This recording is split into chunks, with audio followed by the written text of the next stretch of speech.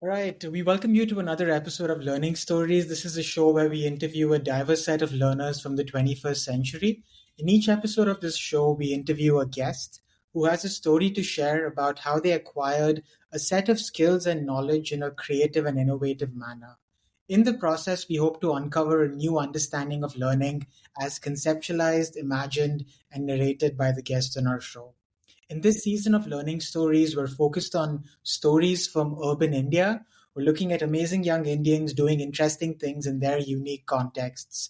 And one such story is of a friend that I met a couple of years ago that I'd like to introduce before we jump into this amazing conversation. Siddharth Bothra is a chartered accountant passionate about the developments in the finance and business space. He likes giving fresh perspectives and exploring new angles in finance. He likes talking about disruptive technologies, and I'm a big fan of his work. He writes an amazing blog on Substack called Investing in India, which I will be linking in the show notes, so I highly recommend you subscribe to it. He also hosts two really interesting podcasts called Bazaar and Vyapar, and he's going to tell us a little bit about that in today's podcast. So, Siddharth, let's just jump into this conversation. I have tons of questions. I've spent the last week, reading your blog, listening to your podcast, and you are a chartered accountant by profession. So, I want to dial it back a little bit, and I'm Yeah, curious about the Siddharth. What was Siddharth like growing up? The young boy Siddharth. What school did you go to? What were your interests outside school?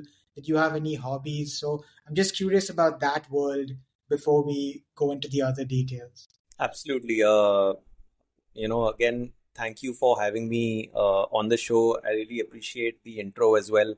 I'm a podcaster myself, so I know the intro, like the beginning has to be really good, and I think you nailed it. It was a really good intro, and I was just looking back, okay, this is good. Uh, and I mean, again, really happy to be doing this. And you are doing an amazing work as well. I think I'm reading some of the stuff that you write and the podcast as well, like talking to other people. So amazing stuff you're doing, keep doing it. uh Coming back to the question, so how was I like growing up? What was I like a kid? I was a nerd, man. I was that guy.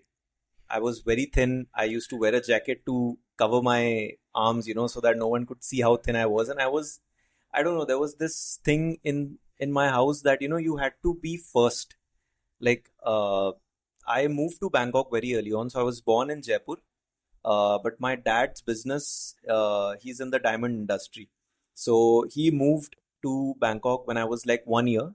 And I spent my childhood, my till 10th, I was there. I was in an international school, Cambridge affiliated, something like that. So pretty much I was that studious guy, the typical nerd you say who's always studying. He's trying to get first in the class.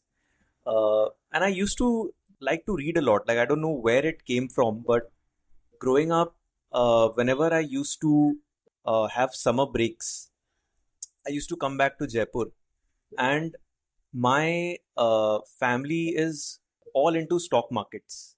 Like every morning we would wake up, we'd not see news or we'd not see what's happening in the world, but it's just going to be CNBC Avaz or some of the business channels, and there would be a small ticker line at the bottom where you'd see stock names and stock prices. And I remember, like, that fascinated me in some sense. So I was very much into finance from the very start. I don't know how it began. Maybe this is the beginning of it. And I also started saving.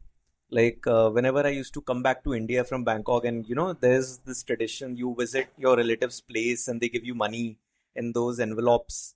So I used to save that, and I started saving from when I was 9 or 10 years of age, and I started investing in the markets when I was 11. So, like, if you had to sum up my childhood, I always used to get first in the class. I used to study a lot. I was very curious about, and I'm still am very curious about everything. Like, I was joking to my friend that I could write an article on quantum physics. Like I have no idea how it works. I'm reading a few books on it, quantum physics, quantum entanglement, all of that. Very, very fascinating stuff. So I was a very curious kid. Love to play football. Uh, love to play sports, all kinds of sports. Uh, but yeah, very, very fascinated about finance, how money works. And I started investing at a very early age. Hobbies, if you ask me, they were like playing football, swimming. We also used to have these Olympics, school Olympics. So I used to participate in those events. But yeah, study, sports, these were the two things that I was doing when I was a kid. Yeah. That's amazing, Siddharth. And I feel like listening to this story, the fact that your dad had a business, the fact that, your family was interested in stocks, and now you have Yeah. a podcast that's called Bazaar, which means market, and Vyapar, which sort of means business, right? So you're able to connect the dots in little ways. But some of the things you noticed as a young boy growing up, because in your blog, I know you have a section where you talk about personal stories and your personal thoughts. So it's not just finance you're interested in, but when you were growing up, you saw your father in a business. Were there some things you noticed about business and money watching your parents in general? Yeah, so the my dad, so we are a Marwadi family, right? And Marwadis, we are not known to be in army or, education or anything. We are pure businessmen. Like that's how the world thinks. That is slowly changing now. A lot of people don't get into business. Like I'm doing a job right now. But the mind works in that way. कि यार क्या धंधा कर सकते हैं? Like every 2 or 3 days, I'm just sending, to my other friends. I'm telling them, यार ये धंधा हम कर सकते हैं, or maybe this is a new business idea. It's a bullshit idea, I know that, but that's how it works. And even like it's the same with my dad or with my relatives as well. Like anything we would see, right? We would try to see gaps in the market. What are the gaps in the market, and we would create a bullshit idea. And maybe and that's how I think the Marwadi mentality works, right? A lot of people have these crazy ideas, they'll never implement it, but maybe there's some guy crazy enough to implement that idea and he creates a business out of it. But that's the talk, like on dinner tables, on lunch tables, it's general talk. I did not used to speak about the diamonds business with my dad, like that's the business that he was in, but we would just talk about ice cream businesses. We would talk about, okay, what restaurants we can open, what can we do. Like Thai people, they're generally not very business minded, so we would talk about these tiny gaps in the market, that like we can import something from India and then sell it in Bangkok and multiple. Nothing happened. Like this was all just bullshitting, and I would also speak to my friends about that. Again, I mean, that's the mindset. We don't talk about, like, me personally, I'm not very much into politics and all of that thing. We just normal conversations, you'll find a business idea. So that's how it was with my dad. I've not really spoken too much about business ideas, but mostly with friends. That's how it was. And I feel like your understanding, because I was reading through your blog, and I got a lot of good advice with regards to your fundamental analysis of companies. I feel like you've been training your brain for such a long time with regards to analyzing these companies and thinking about them. But once you were done with school, Siddharth, in India, for most of us, we either choose science, commerce, or arts, right? So why did you take up the path that you took up, and what did you eventually study at university? So at 10th, like till 10th, I was in Bangkok, right? And then I had to make a choice. Like, do I stay in Bangkok and then, take up that graduation BCom, or, I wanted to go in commerce. I was very clear that science is not for me. I was not really, like, I liked science as well, but if you ask me, I did not have so much clarity at that time. Like a lot of students, even people are listening to this, and if you're 16, 15, whatever age is, you don't know what you like. So I had two things that I liked a lot, which I came to know when I was much older, like when I was 23, 22. That's when I realized, okay, this is what I really like. But the two things were, one was finance, like how money works. I was fascinated by it. Like if you look at the business model of banks, right? They're using other people's money to make more money, right? And they're just it's like finance is nothing but how quickly can you make money move in an economy, right? That's finance for you. The quicker you can make the money move, the larger the economy can grow. And if it gets stuck, like in India, if you see all these infra projects, money gets stuck over there. So that's what brings the economy down. But I was very sure that okay, finance is something that I am really into, like stock markets, not the other aspects of finance. Like you don't really know when you're 16 that you're going to do a job in a corporate and all of that. But I knew, okay, numbers is something I can deal with. And second was psychology. Uh, Very interested in psychology, subconscious mind, how the mind works, how you can train it, rewire it, all of that. So I it was very expensive in Bangkok. So we did search for university options and everything, but studies are very expensive over there. And all my relatives were in Jaipur at that time. So I thought, I could come back to India for my 11th, 12th colleges and all of that. And we had a plan to shift to India back. So I decided that, I could pursue CA.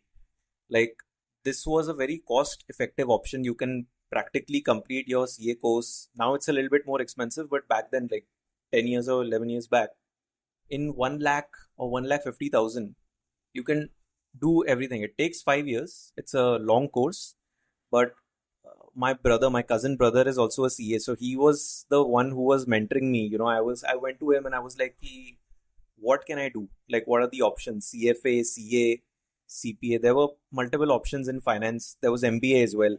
But MBA was expensive. So I wanted a course which was not very expensive and a course which gave a lot of breadth, like a lot of coverage, right? Because if you do MBA in finance, right, they're going to teach you only finance, like maybe how money works, accounting, all of that stuff. But in CA, it's everything.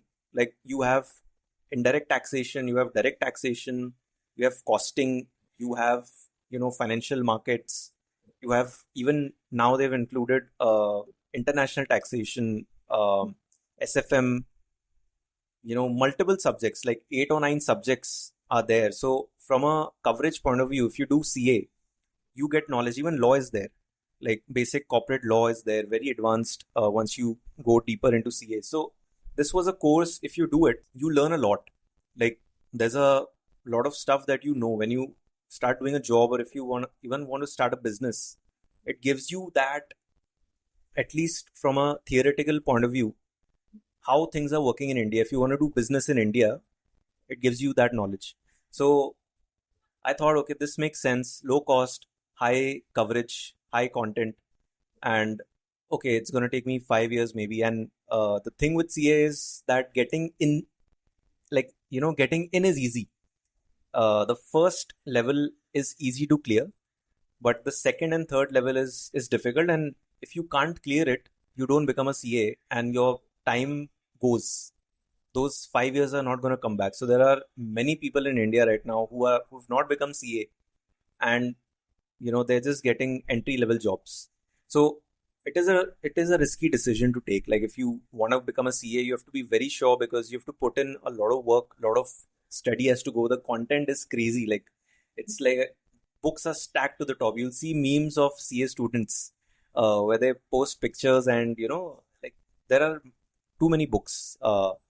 And if anyone from the institute is listening to this podcast, you could restructure the course, because now in the AI world, you don't need so much theory. You need practical, a course designed to be practically useful. So that's how I decided that I want to do CA. And I moved back. I alone came back to India. I moved to Jaipur. I was staying with my relatives for 5 years, and that's how I chose this particular path for my career. So, for like a young person in India that does want to take up this path of being a CA, do they have to do a degree along with the CA thing? Or like what? So, you said that there were some exams, but I know a lot of my friends that pursued it. There was also this articleship period where you have to Yes. work and intern with companies. So, for someone that knows nothing about CA and wants to pursue that path, can you break down your journey in that 5 year period for me, Siddharth? Yeah. So You need to clear your 12th for you to register. There's a entrance exam known as it's the first level of CA, right? Which is known as CPT, Common Proficiency Test. So that's the first level of CA, and it is multiple choice. Now I think they've changed it a little bit, so the course also has evolved over time, and the layers are still there. Like you have three layers: CPT, IPCC, and then CA finals. For CPT, you need to clear your 12th. Once you clear your 12th, you can register on the CA website, and you can, basically tell the institute that, okay, I want to appear for the entrance exam, right? And then you'll have to start studying for it. Like there are four subjects for which you have to study. And now it's more easier. Like previously, what used to happen was the exams would be on the single day. For CPT, there would be four subjects, and it was multiple choice questions before, and it would be on a single day. Now I think they have different days for different subjects, basically. So you get 4 days, you get more time to study, and it is 50% MCQs, 50% objective. You have to write answers. So they have the examinations have evolved a little bit, but CPT is how you start. Once you clear CPT, then you go to the second level, which is IPCC. So IPCC is a little bit more advanced. They are the same subjects, like subjects go from 4 to 8. The number of subjects also increase. And that also, examinations are held 2 times in a year for IPCC. So you can decide when you want to appear. Once you clear IPCC, that's when the fun begins. So once you clear IPCC, then you have to complete 2.5 years of articleship. Now I think it's 2 years. Again, for us, it was 3 years. Uh, check it on the CA website. Like whoever is interested, I think they've updated all of this on the website. So you have to do articleship with a CA firm, right? And then you have to show that evidence that, okay, I've completed my articleship, and then you can appear for the CA final exams. So CA final is the toughest to crack. It is more advanced than IPCC. It really goes very deep into a lot of the practical stuff that goes when you're running a company. Like it approaches it like, okay, if you were the CFO, what all things do you need to know to run a company? Practically, that's what they teach you in CA finals. They don't teach it in that way. Like if a tuition teacher came to the class and he was like, guys, do you want to become CFOs, right? Do you want to become future leaders of the world, right? Of not only India, it's applicable throughout it's globally applicable. This is what you need to know, right? These are the subjects that can get you there from a theory perspective. Practically, like all knowledge doesn't really matter if you can't talk to people. Like the most important skill is to talk to people, understand them, lead them, right? That's something you learn on the job. But if a teacher came and he or she told me that, this is going to help you, it will give you the weapons of knowledge to become a future CFO, I would have paid more attention in class. But yeah, that's the final level, and that's the most difficult one to crack. And there is no limit on the attempts. You can give as many attempts you want, but generally it takes 4.5 years or 5 years to clear your CA, and post that, you can apply for a job, and parallelly you will also have to complete your college degree. So mostly what people do is they do a dummy degree, right? Because what happens is you also have to do, after IPCC, you have to go to tuitions, you have to study, you have to also do articleship, right? And doesn't leave much time, right? When you want to do these three things together, you can't also go to the college. And I know people in Bombay who are doing all of that. Like they're also going to college, going to tuitions, going to the articleship firm, which is like a job. Like it's the cheapest labor out there. Like CA articles, they're really good. They work really hard, and it's the cheapest labor available. So they're practically doing 8 to 10 hours of work every day. They're studying, they're doing tuitions, and I give my hats off to people who also manage to go to the college every day. You have to do all of this in a span of 2 3 years, 2 to 3 years, right? So a lot of people don't go to colleges. They take that dummy route where you can just where attendance is not compulsory, and they get that degree, like a 3 year graduation degree. That's what I did. Like I did not go to college. I used to go 10 days in a year just to write the exams. And in Rajasthan, like we have a joke that you can write anything uh, in the paper. You can even write the song, like your favorite song, just write the lyrics, and they just count how many pages you've written and they give you numbers. So that's how it is. Like in universities, not the recognized ones, that's how it is. And for CAs, I think that's a critical thing because you have to manage your time. Like if you want to become a CA, more than intelligence, it's about managing your time and being very smart with your time. So that's something. Yeah, that's really helpful to understand how you've broken that down so that. But now, since you started working, from 2015 all the way up to now, it's been about 9 years. You worked in several different roles at a variety of different companies. So now that you moved into the real world, what does it look like to be like a CA on a day-to-day basis? So what does a CA do? Maybe you can help me understand this by telling me about what you did in each of these roles in different companies. Sure. So 2014 to 2017 was my articleship period. Like that's the pre-qualification work experience where I was heavily involved in statutory audit. So statutory audit is when every company has to get it done. Uh, Listed companies have to get it done. What basically is required by a statutory auditor is to look. It's an independent party looking at the numbers of a company.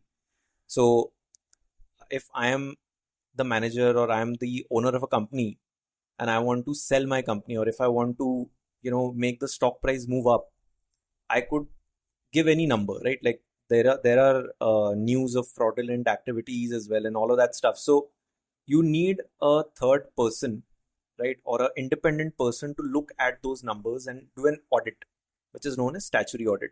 So which is done once a year. So that was primarily how I started. During my articleship, we were auditing multiple banks. We were also auditing hotels. So first, what you do is you understand the business model.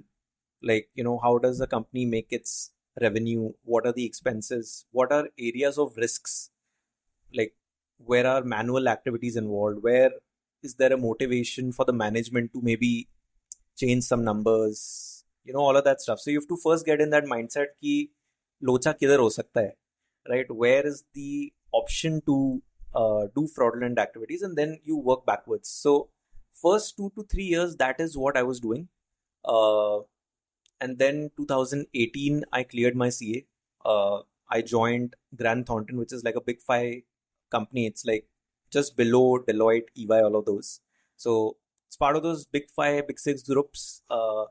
Right now, they're all facing major backlash. If you look at that, and that's how the work culture is. Like when you become a CA, you have that glittery eyed view of the world that मैं तो आग लगा दूंगा. Like once I've cleared CA, that I'm gonna conquer the world, right? But the world starts when you become a CA, right? And these big four, big five firms, if you ask me, it depends on your manager, but the work culture in general is not. It is quite toxic, if you ask me. Like if this is okay for me to say it on this show, uh, you know, they don't treat you like an employee. Like they treat you like disposable people, right? So you have to learn how to work in that environment, which is not something they teach you while you're doing CA. Even CA firms, it's not easy to work. Like you are working long hours, 14, 15 hours a day, and you're getting paid peanuts for it. Like starting stipend is like 2,000 rupees per month, and you're working 15 hours a day for that, right? So it doesn't add up. But you going there with a mindset to learn. Like once you clear your CA, you wanna, you know, there's no hand holding for CAs. The expectation is once you become a CA, you've done your articleship, day one, you should know everything. That's the expectation. And I mean, a lot of people do hold up to it. But then I joined Grant Thornton. I was again in the statutory audit department. And the thing about statutory audit is you don't learn anything. Like post 3 or 4 months, right? I realized that I was not really learning anything new because as a CA, like I told you, the potential of a CA is he can become a CFO, he can become a CEO, he can be a leader basically in a company, right? That's what he can get to. But if you get stuck in a niche, and that's what happens with a lot of CAs, right? Once they clear, they don't have that clarity. कि मुझे बनना क्या है? What do I see myself, 10 years down the line? And then you have to choose the skills you have to build. So if you get in these big four, big five firms very early on, what happens is you get good at very few things like statutory audit, internal audit, maybe, risk analysis, all of that. They have a big team, they have a lot of employees. So you can't do much over there. You learn a lot. You learn how to hustle. You learn how to grind. That's something I learned in GT, how to grind, how to, be in a very competitive, very intensive, high pressure environment and still work and still be able to do stuff. So that's what it taught me. I'm very, very grateful for GT actually, if you ask me, because after I left GT, I was like, I can do anything now. There is no environment where I will feel pressurized because I've seen insane pressure, right? So it teaches you that skill set. You will not learn a lot about, the various things in finance if you're in a big four, big five, right? Because it's a very specialized role, but you learn how to hustle, you learn how to grind. Uh, my suggestion is work in a big four, big five for maybe 1 or 2 years, and then maybe look for a movement into the industry in the corporate world. But depends on your goals, what it is. So 2 years I worked in GT. Then the COVID thing happened, 2020. Everything went haywire. We were locked at home in Bombay. It's a 1 BHK apartment where I was living, and family was also with me. They were watching TV. My sister was dancing. I was working in a corner. It was difficult, man. Uh, Working from home was difficult, and especially your boss knew that you had nowhere to go. So that line got blurred between personal time, professional time. We were working more than ever, right? And I thought, man, this is not going to work out. Like, I'm not, and I had no problem with working, but I was not learning much. So that's when in 21, I made a decision to join a startup. Uh, Maxwell Energy is the name of the startup. They are in the EV space. I thought, okay, this is a space which is growing, and they told me that you have to do everything. Like they try to scare me by saying that if you come here, you have to do everything. Like you have to be not only finance but admin, HR, fundraising, whatever comes. You have to do everything, and I was like, cool, this is what I want. So the pressure went from like increased by 5x, but it did not feel like it because I was learning so much that there was a new challenge every day, and that's what really pushes me. That is what I thrive on. I need a challenge. If I don't have a challenge, I'm a very lazy person. I don't know, maybe what I'll do, I don't know. So I need a new challenge, and that startup was, I just knew that this is going to be great. So when I joined the startup, that's when I really started using my CA knowledge. Like that's when I started to think that, okay, what can we do? Because in a startup, nothing is structured, right? You have to set things, you have to set the processes, how things are going to work out, all of that, right? So I started using my brain, and that's when I realized the most important skill for any person who's doing a job is the ability to take decisions. That is the most important quality anyone can have. We have a lot of people who are very intelligent, right? But they don't know how to take decisions. There are maybe 10 options in front of you. You need to build that intuitive ability. And obviously, research is required in that. It's not like, you look at these options and but you have to think like a principal, think like an owner, take ownership, not run away. Lot of times what happens is and it's the environment that shapes you, right? Like you're in a corporate where people are just like, oh man, I want to come at 9, I want to leave at 5. That's it. They don't use their brain, they don't take ownership, they don't take decisions, and they run away from responsibility, right? Growth will not happen there. Growth is never smooth. Like growth happens when there is chaos, and that startup was the most chaotic place I had been in. And in the past 3.5 years, I was working in finance. I was like taking financial decisions. Where should we put our money in? What should we do with the money? Where should we invest in capex? All of that stuff. uh, and even the micro things, like, who's getting paid, how much are we extracting enough value out of everyone, how can I motivate enough people, to grow them. Like people are the most important thing. You can have amazing products, if you don't have people, it's not going to work out. So I learned a lot of stuff. We also went through a fundraise, so I learned the whole thing. How do you pitch your startup? How do you sell them an idea? How that works out, all of that, HR, admin, all of that. So like in that startup is how I learned how to take ownership, how to think, if you ask me, and how to take decisions. And that, I think, if you're a CA and if you can get exposure to that sort of environment, that will really, really build your career exponentially. That's amazing, Siddharth. And it's nice to see how your career evolved from your trainee articleship days to, working in the big four to moving to a startup. I think you showed people like a possible pathway. But, as someone that's worked in the finance field, and, I'm just curious because I know you're a very philosophical person and, you're really interested in psychology as well. So, like, if I had to tell you what is your relationship to money, like, how would you answer that question?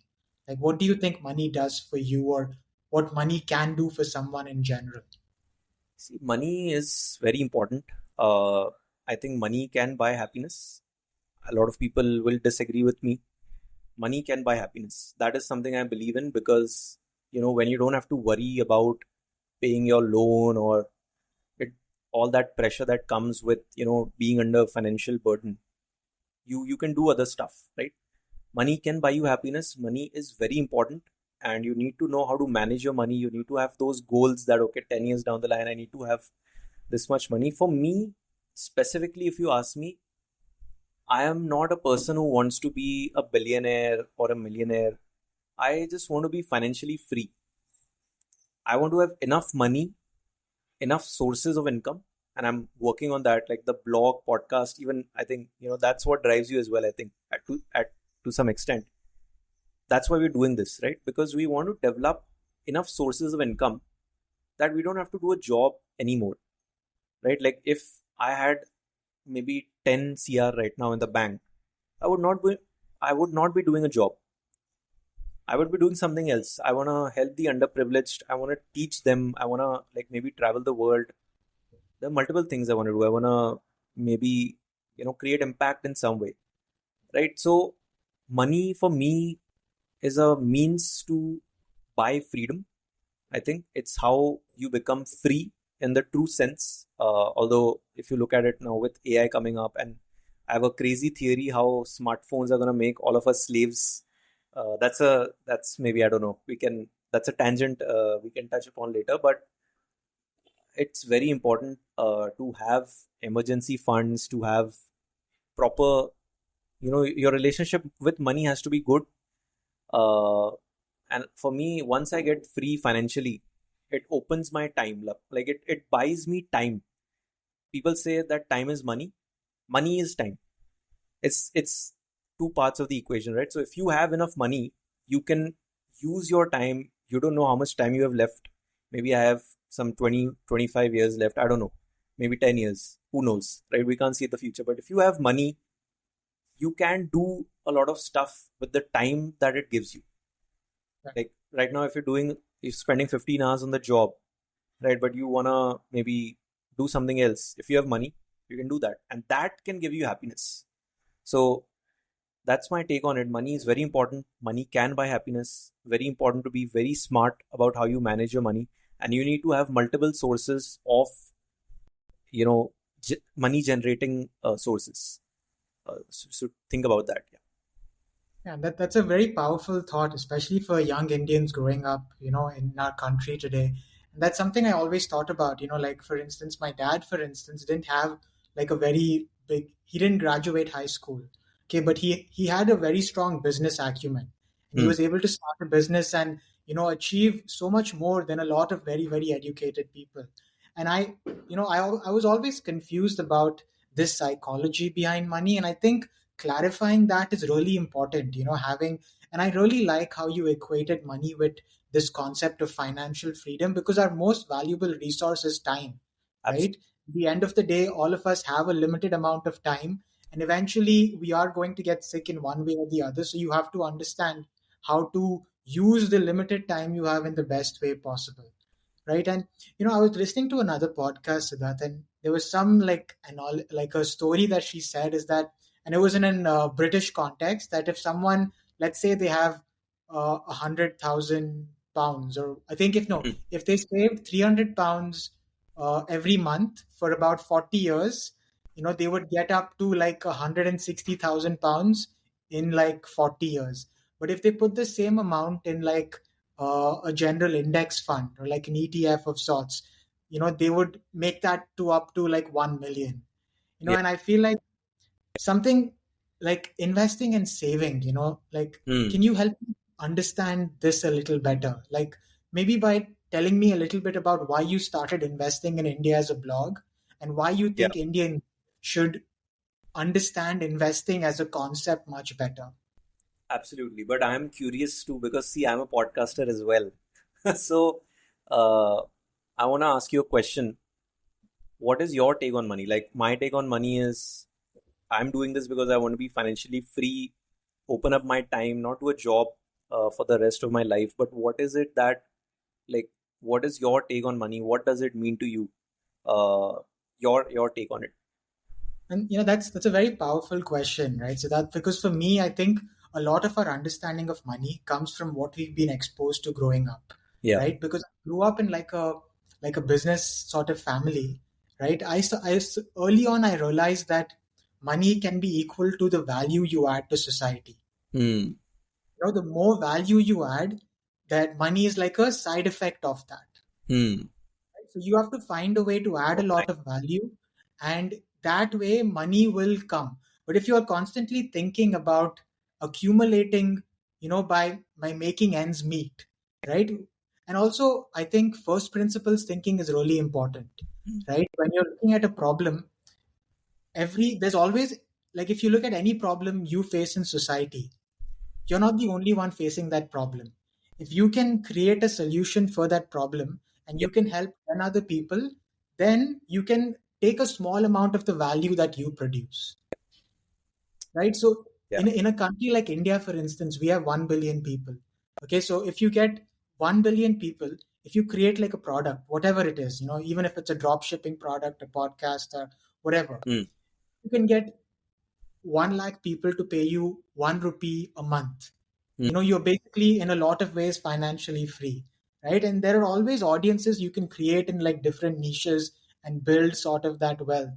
But I think financial freedom is a big thing, but for me money is also value created. Hmm. And I feel like the wealthiest people in the world are often the ones that have built or created a lot of value, whether it is through companies or knowledge or different sort of mechanisms in their own. Very interesting. Very interesting. I like that the way you put it is that money is a byproduct of the value that you create. That's a extremely powerful. I'm gonna remember that. That's gonna stick with me. For sure. That was a And nice one. was something I really related to. Maybe not able to articulate it as much, but I think Yeah. when we have these conversations, we just expand our understanding of money. And one thing I started doing recently, so that like, I started changing the concept of money in my head to make it something I enjoy doing in my leisure time. Hmm. Like in the evenings, people like to watch like films. So one of the things I really really enjoy doing is just reading like blogs about by VC funds, by entrepreneurs. And that's when I came across your blog as well, like understanding how the stock market works. I'm just so intrigued by this concept of why we have money and how it's evolved over time. And I'd love to know your thoughts on that too, Siddharth. Like, why did Yeah, money evolve as a medium of exchange for human beings? Why was it the most effective? And why do some countries have sort of more money than other countries? Like, how do you sort of come to understand that from a first principle sort of thinking way? that's a very interesting question. I think that's one of the best questions that anyone has ever asked me. Like, why do some countries make more money than others? Right? That's a very very basic question that we used to learn growing up in macroeconomics. If you have had that subject, macroeconomics is the study of money at a very macro level, and then you have microeconomics, which is the study of money at a very micro level. So very interesting. Why did money, like, I think I'll break this question down into two or three parts. First is, why did we have money as the medium of exchange, right? Like a mode of transfer of value. Like money is nothing but a piece of paper, right? Like if you watch that movie PK, right? Over there, he is an alien who has come from some other planet, and he's seeing people use that Gandhi ji ka note. And today is 2nd October, so again, happy Gandhi Jayanti.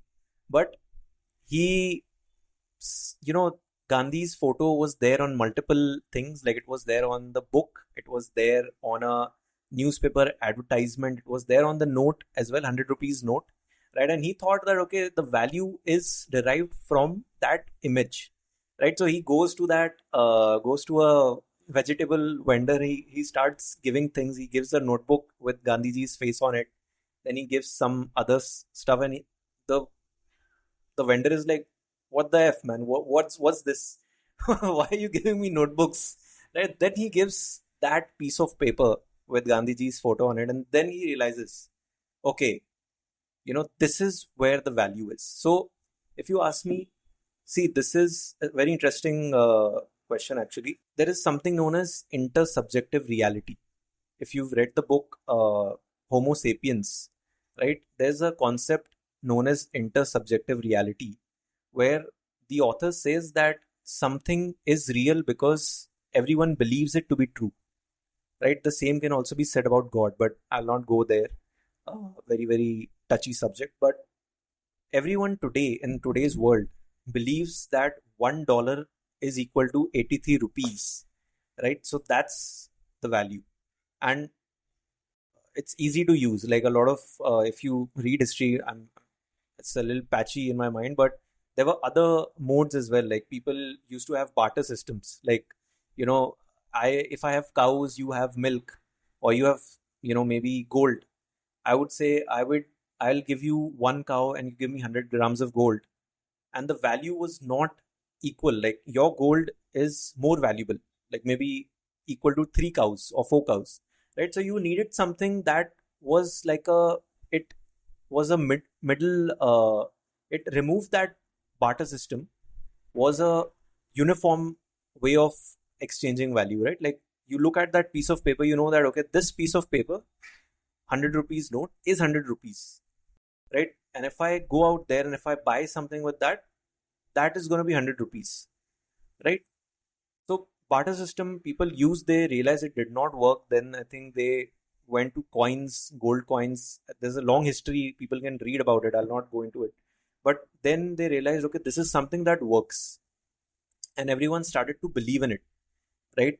And today half the world uses US dollar as it's like, it's a pegging system that is used. And if anything happens to the US dollar, the whole economy, goes, it moves the whole economy, like the global economy.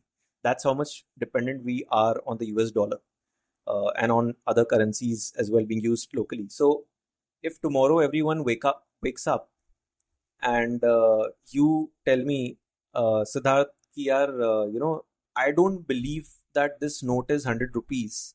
And if I also tell you, okay, I also don't believe this is 100 rupees, there's no value. So because we all agree to believe in the value of this, that's how money has evolved. And now you're seeing cryptocurrencies as well. You're seeing how the value of a Bitcoin is going up and down. That's precisely because you think one Bitcoin is maybe $200. I think one Bitcoin is maybe $1,000, and that's how the price moves. When a day comes when everyone believes that okay, one Bitcoin is maybe $50 or $20, that'll be fixed. So I think it's very convenient. The reason why money has evolved is it's very convenient. It's easy to store. It doesn't, wash away, whatever. It's easy to store, easy to exchange, very convenient. And now with the digital banking as well, now money is nothing but a number on screen. Like what will happen 10 years or 15 years down the line, you will have no cash. And then you can create, there will be no limit to how much money you can create. So if tomorrow there is maybe $100 trillion in the global economy, and the Reserve Bank or the Federal Bank comes out and they're like, we want to add 10 trillion more, they'll just punch the number. That's it. You can create money by just typing in. That's how money will be created in the future. So there are multiple drawbacks to that. If it happens, I'll not go into an economics course right now, but that's where we're heading. You've seen how UPI works and all of that. So that's the future of money, uh, and that's where we are headed. Yeah, and there's so much to talk about, right? Economics, finance, money, but so that I know, like, investing in India is something that you are really, really passionate about at a more personal front. So, like, what are some things Indians can invest in to achieve or work towards financial freedom, even if it's not the goal? If you want to grow your money in India, like, what are some options for Indians, young professionals in India that want to grow their money apart from, just leaving it in a bank? So, see, there are many financial instruments out there. Uh, the best way to grow wealth for a normal average person, I would say, is to invest in mutual funds. Right? It sounds very, very like everyone's tells you. You watch it on TV as well, right? Celebrities are now endorsing mutual funds. See, the thing is, the problem with money is that we want a lot of it very fast, right? And it doesn't happen that way. Money and wealth are two separate things. Money, if it comes quickly, it can also go away quickly. But wealth is something it takes years to build. Warren Buffett was not a billionaire till he was like 52 or 51 something. I could be wrong. Just fact check me here. But after that, if you look at that curve, right, from 51 to 80 is when he made majority of his wealth. And he was he was very patient about it, and he understood a key concept that it takes time to build wealth, right? Especially in the markets. Like if you have a business, that's a separate thing. Like if you have a business, you have full control, right? You can decide how quickly you want to grow the business, how many products you can sell, what's your skill, how quickly can you scale, right? That's in your control. You can get rich quick if you have a business. But if you are investing in the markets and you want to get rich in 2 years, I'm sorry to tell you, but you can't. Like, it's very difficult. Maybe one out of 1,000 or million person put his money as a gamble in some stock. That stock went up like 1,000% in 2 years and he made money. And that's a lot of the stories that we hear out there on the internet talks about that, double your money in 2 years. It doesn't work like that, right? Economy cannot grow that fast. When you're investing in the market of a country, you're investing in that country. So if you're investing in the Indian markets, right, if you invest in a mutual fund, which then invests in a stock, ultimately mutual fund is just managing your money, right? So they are investing in companies that are doing business in India and globally as well.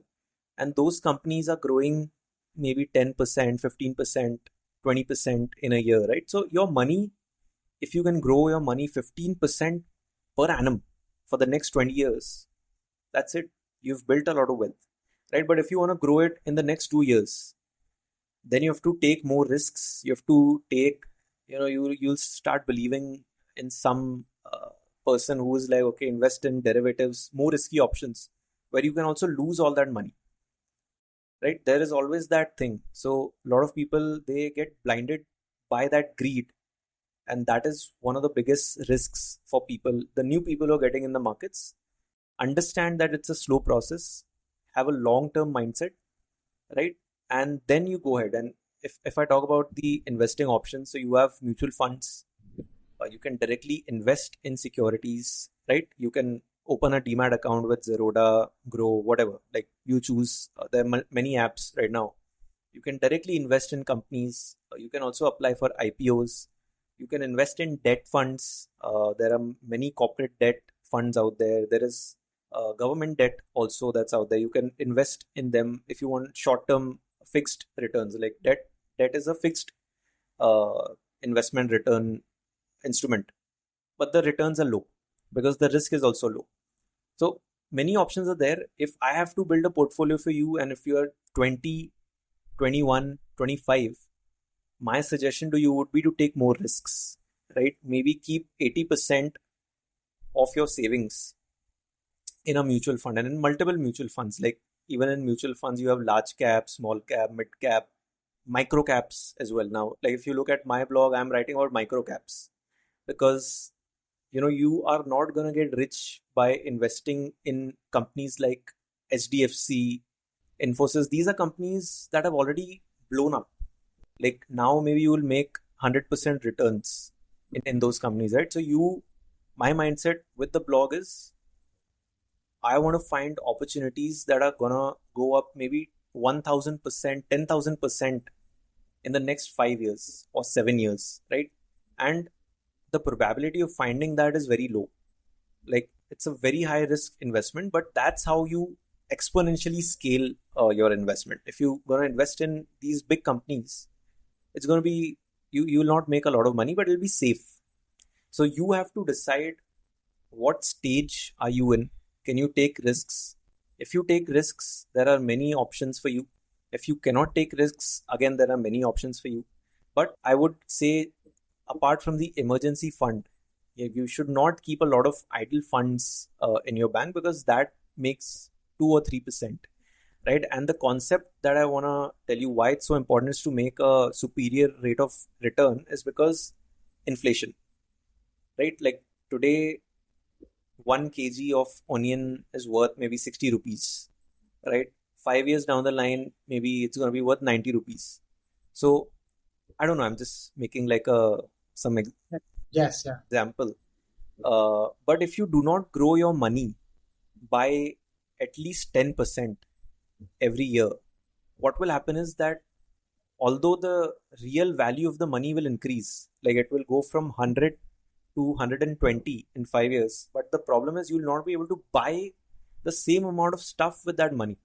So you're actually getting poorer. So if you keep your money in a savings bank, right, and if you keep your money in FDs, again, which are not very high return investments, they're very, very safe, right? You'll not even beat inflation, right? So it is a risk to not take a risk.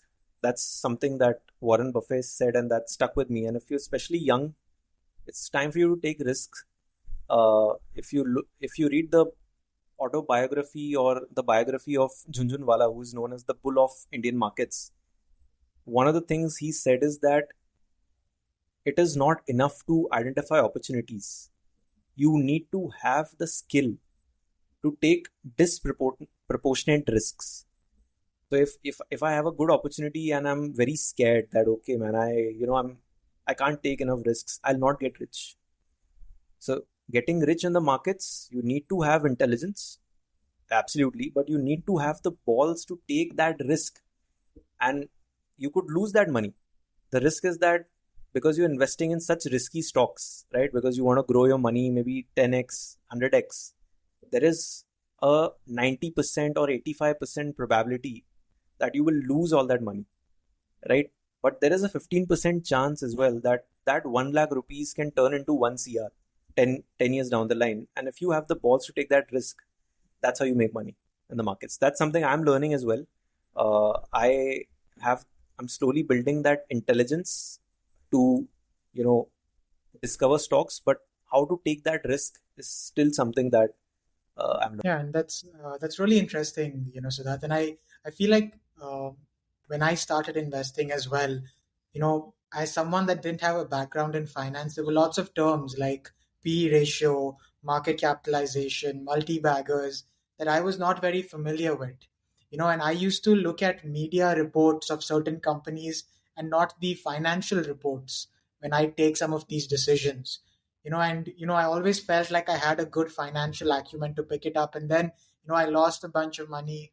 And then I realized that you have to think about an investment from a first principles perspective as well. Like a dhanda or a business is not based on the most glamorous thing. It's based on debit, credit, or like balance sheets, and if it's actually making money. But that concept of compounding also completely blew my mind away, right? For instance, you have 100 rupees.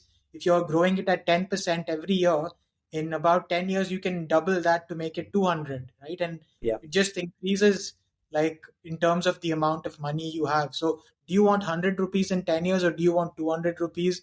That is one of the biggest reasons you sort of invest, right? And like another big like initiative that you have, Siddharth, is called Vyapar, which is your podcast where you interview entrepreneurs and business people doing amazing things. You've done about 39 episodes. So based on all these interviews, Siddharth, I want to ask you, according to you, after you interviewed all these people, what is a good business and what is a good entrepreneur? What are some characteristics of each, according to you, based on what Very you've good. heard and listened Yeah. to? Yeah. Very good question. I think this is a really good question, and I'm sort of reflecting at all my interviews that I've done. Yeah, and And it doesn't have to be perfect. I just want yeah, to yeah. know what comes to your mind first based on what you've See, heard. I think a good business, if you ask me, is something that can be sustainable, right? You need to be able to achieve break even. It could be a great idea, but if you're not making profits, right, then you cannot sustain it. There are many businesses out there, even in India, we're seeing so many startups come, right, with amazing ideas, but they are not able to make money. Like, it's where people look at valuations, revenue, all of that, but where you need to look at is bottom line and cash flows. Can you make profits? Number one. And number two, are you profitable from a cash flow standpoint? Like, there could be a situation where you're making a sale of 100 CR, but if those customers are not paying you back, right, then it impacts your cash flow. So a good business, I would say, is one that can become profitable and become sustainable maybe in 3 or 5 years. In the first year, it's difficult to become profitable because you're investing so heavily, right? But I would say, yeah, like if it can become profitable sustainably without raising external investments, right? Without, because doing a business with your own money, bootstrapped, and being profitable is one of the best things, best feelings out there, I would say. Like, you can raise a lot of money, and that makes you complacent. Actually, when you have a lot of money in the bank, you start thinking that, theek hai, I have so much money. You will take decisions where maybe you could have done something for 100 rupees. You're going to spend 5,000 on it because you have money. But when you don't have money, you will save everything. You will get in that mindset that I cannot spend this. I have to really, really save everything. And the only companies that should get funded are companies which can be scaled up exponentially. So only those companies should be funded, because what happens is you miss an opportunity.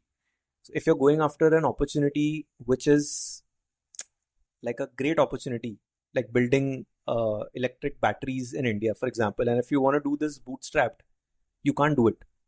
You cannot do it. Like, it's unimaginable. There's a lot of capex that requires, unless you are the son-in-law of Mukesh Ambani or something, or you have like a tremendous inheritance, you can't do it, right? So you need fundings. There are certain businesses which cannot be done without getting funded, that should be funded. But if you're building a normal restaurant or small scale business, you should devise it in a way where you reach profitability in 3 to 5 years, and then you grow your profits from there. So that's a good business. Could be anything.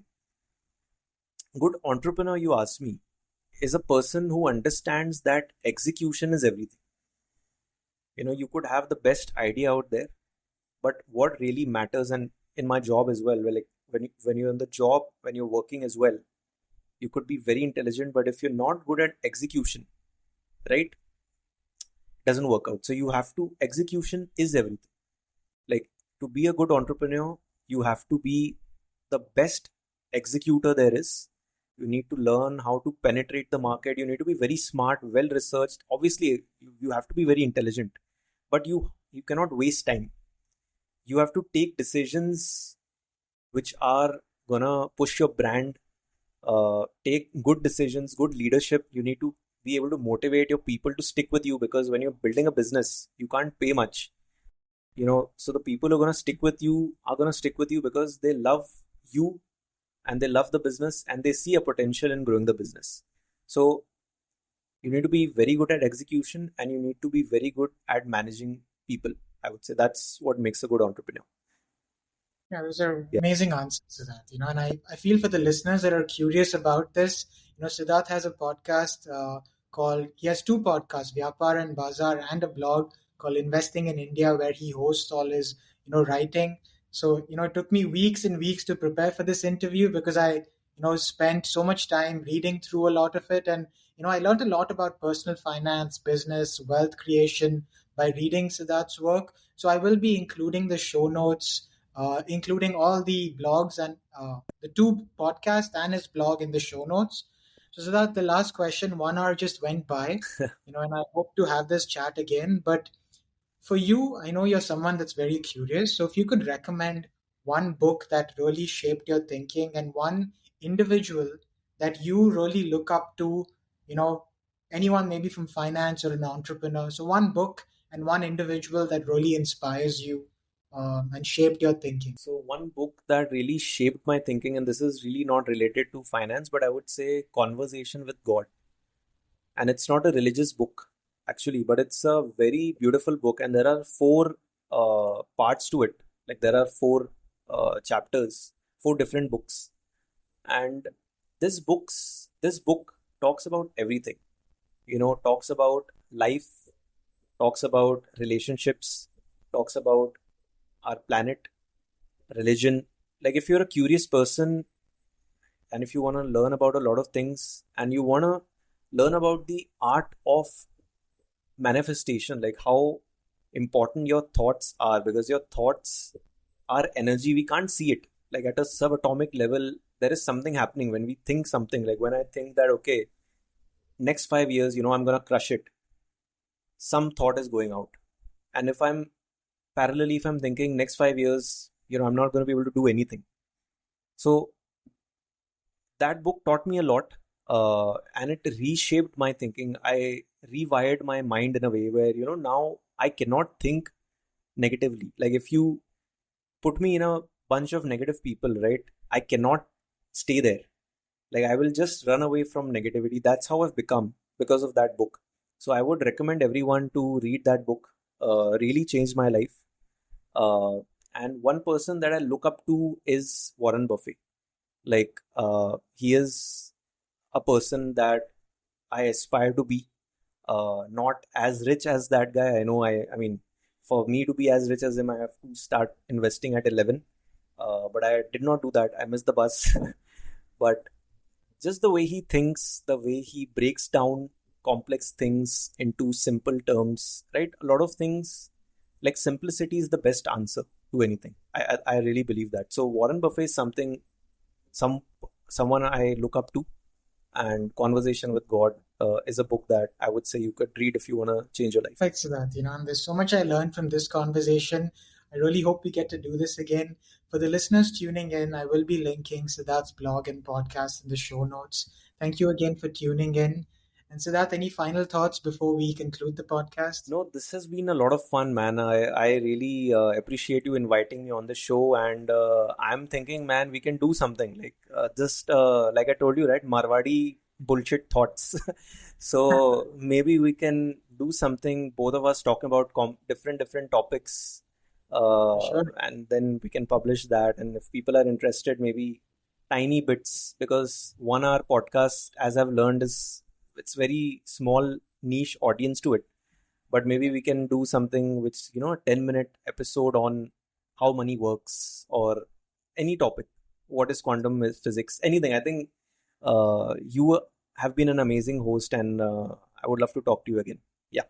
Great. Awesome. Thanks for that. Thank you for the listeners for tuning in. Do subscribe to the podcast. We're available on all podcasting platforms: Apple Podcasts, GeoSavan, Spotify, and we're also available on YouTube. We will make this live soon. And until next time, this is the Teacher Tuber signing off on the Learning Stories.